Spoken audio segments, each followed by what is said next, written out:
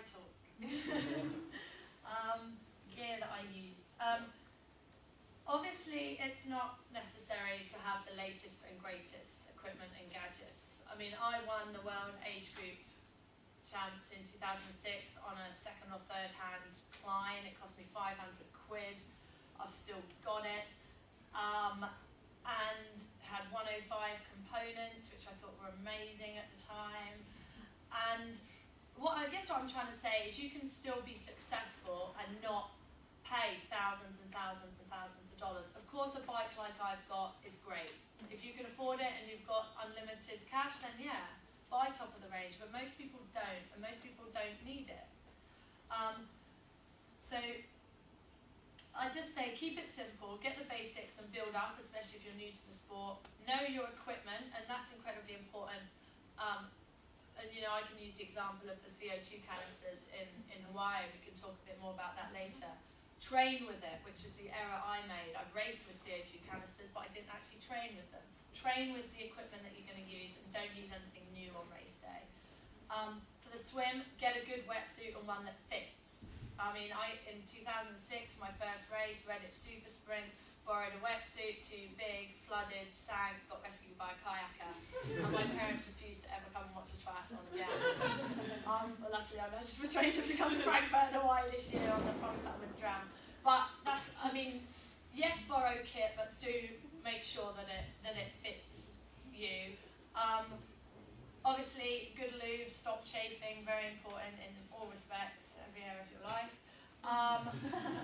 I use a plastic bag or rubber gloves, slightly kinky but very effective, to apply the lube, because if you put lube on with your hands, then go into the water, you can't catch the water properly with your hands if you've got Vaseline and baby oil and whatever, KY jelly or whatever you find in your cabinet to use.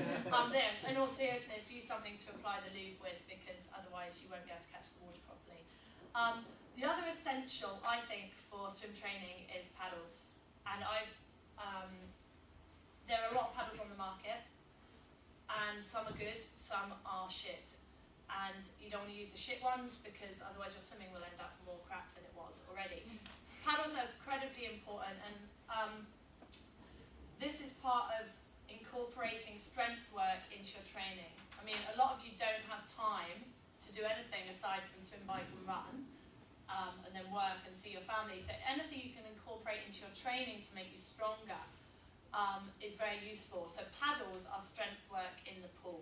They're like doing a push-up, and they'll make you incredibly strong without you needing to do all these kind of things. Oh, I'm going up and down. Oh, this is quite exciting. Anyway, so yeah, a good set of paddles and knowing how to use them will be incredibly beneficial. I'm not saying this just because they're my sponsor. I've used Tier paddles for as long as I can remember, and they're the best paddles on the market bar none, and they're the one that Brett Sutton recommends and the one that all of my old team use. The women should get the yellow ones, unless you've got really, really small hands. They're called Tier Catalyst paddles. Women should wear yellow, men should get the size up. I think they're black or red.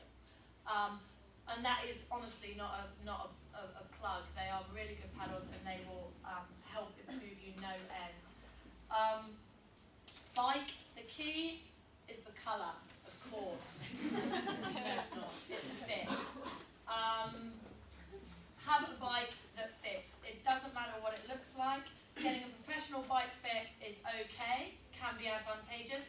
Remember that a lot of the people that do the professional bike fits are gearing it to cyclists. You're not cyclist, you're a triathlete, or most of you are, I guess. You're triathletes.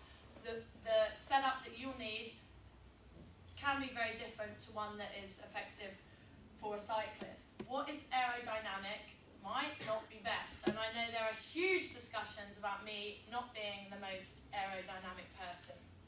I might not be. I don't care. I can run a 2:57 marathon off the